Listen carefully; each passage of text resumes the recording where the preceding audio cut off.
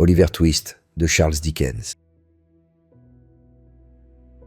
Notre histoire commence dans le monde sombre et oppressant des hospices victoriens. Un lieu où la nouvelle loi sur les pauvres de 1834 punit la misère au lieu de la soulager. C'est ici, dans cette froide institution, qu'un enfant vient au monde, Oliver Twist. Sa mère meurt quelques instants plus tard, le laissant sans nom et seul dans un monde sans pitié.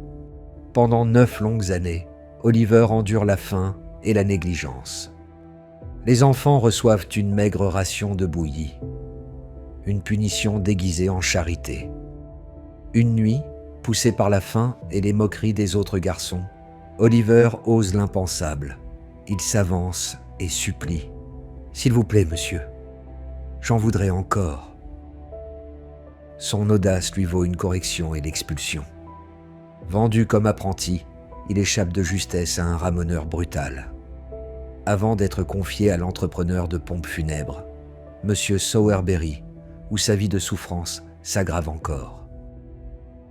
Après des semaines de cruauté et un dernier coup injuste, le jeune Oliver prend une décision désespérée, fuir. Avec pour tout bagage un petit baluchon et une immense peur, il s'enfuit seul vers la grande métropole inconnue, Londres. Affamé et épuisé, Oliver atteint les faubourgs de la ville, où il rencontre un garçon vêtu d'habits trop grands et au regard effronté, Jack Dawkins, qu'on surnomme le renard. Jack lui offre nourriture et abri, et le conduit tout droit dans l'ombre du monde souterrain de Londres. Le refuge promis se révèle être le repère fétide et délabré de Fagin, un vieil homme rusé et repoussant qui dresse des enfants à voler pour lui. Oliver regarde, stupéfait, ces garçons jouer à un jeu étrange, celui de dérober des mouchoirs.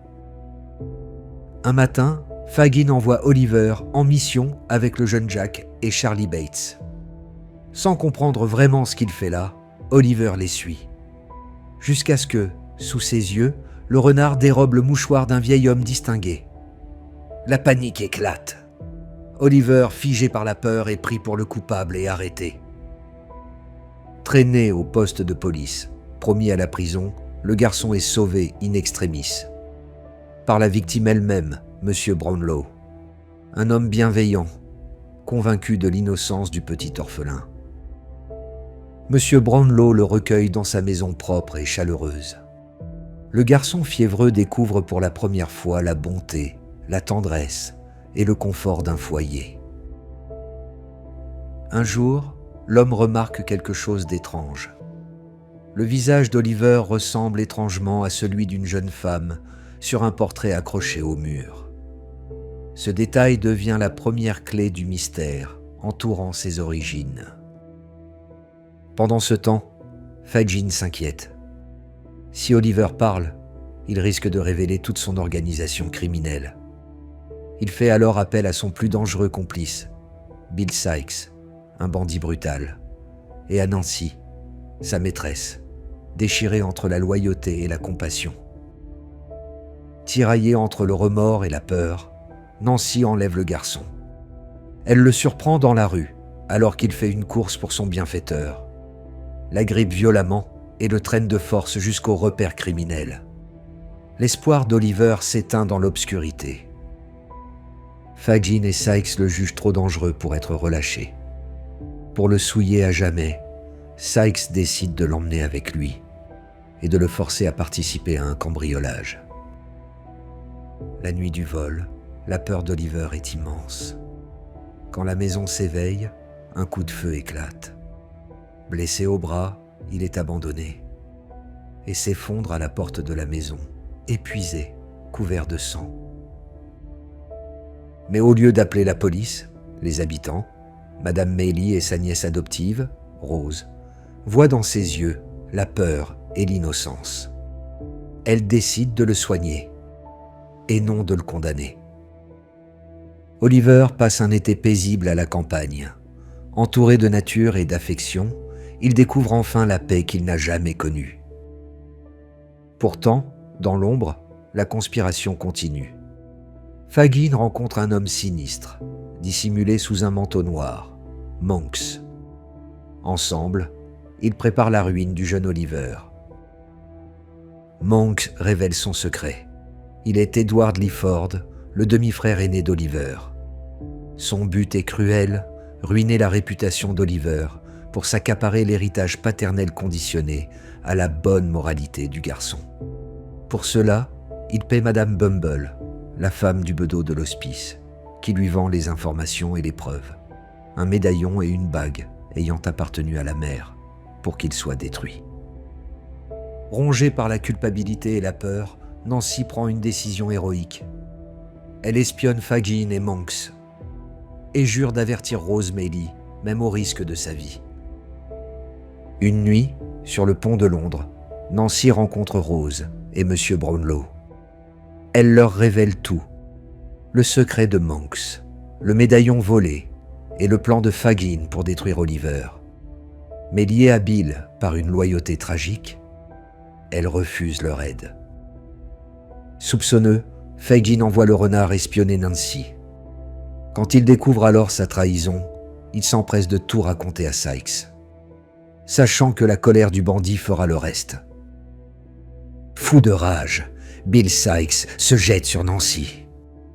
Dans un accès de fureur, il la frappe et la tue. Son acte monstrueux fait d'elle une martyre, la seule âme pure à mourir pour sauver l'innocence d'un enfant. Sig devient un fugitif traqué. La police, la foule et sa propre conscience le poursuivent. Partout, il croit voir les yeux de Nancy le suivre dans l'obscurité. Acculé, il tente de fuir par les toits. Mais la corde qu'il voulait utiliser se resserre sur son cou. En un instant, la justice s'accomplit, brutale, implacable, poétique.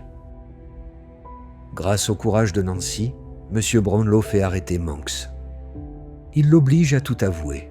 Oliver est enfin révélé comme le fils illégitime d'Agnès Fleming et du défunt ami de Brownlow, Edwin Lyford. La vérité éclate. Rose Maylie, la femme qui a sauvé Oliver, se trouve être sa tante maternelle.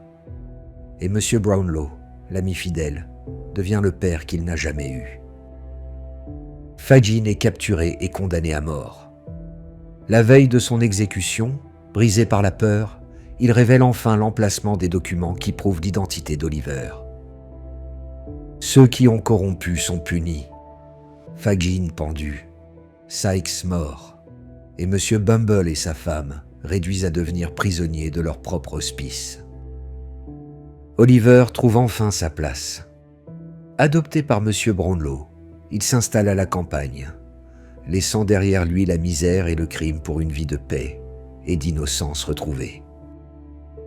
L'héritage de Dickens demeure, une dénonciation implacable des injustices sociales de l'Angleterre victorienne, une société qui punit la pauvreté et corrompt l'enfance au lieu de la protéger. Est-ce que l'histoire t'a plu? Fais-le nous savoir, laisse un commentaire, mets un like et abonne-toi pour être sûr de ne louper aucun de nos prochains livres illustrés. Envie de découvrir d'autres histoires? Clique sur une des 2 vidéos qui s'affichent maintenant sur ton écran pour regarder un autre livre illustré.